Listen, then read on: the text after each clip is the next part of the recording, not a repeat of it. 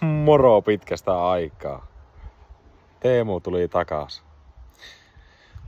Arvelin, että teen pitkästä aikaa taas videon teille tänne YouTuben suurkansa.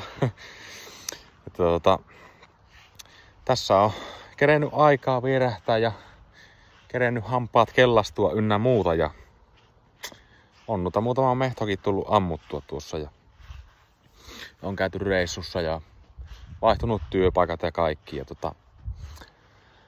ajattelin, että tuossa eilen pohji-illalla en saanut koko yönä unta, kun mietiskelin, että pitäisikö mun jatkaa, kun on tullut paljon niinku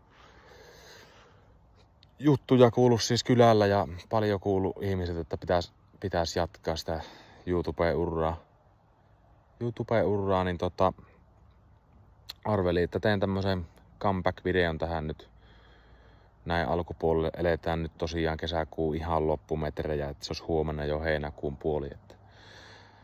Että sittenhän se olisi semmonen tuossa heinäkuun puolivälin paikkeilla aletaan sitä kyyhkylle taas sitä hernettä kantamaan. Ja kyllä ootan taas innolla, että miten porukka ottaa nämä minun uuden teknologian videot vastaan. Että luultavasti tuutte näkemään näissä mun videoissa niin vähän GoPro-kameroita ja kaikkia muutakin erilaisia videokameroita.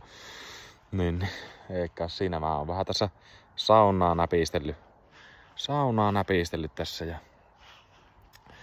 tuossa arveli, että tästähän tulisi hyvä kyttäyskoppikin. Siinä on ikkunarööri tehty valmiiksi, niin ajattelin, että tuohon muuta kuin kuskais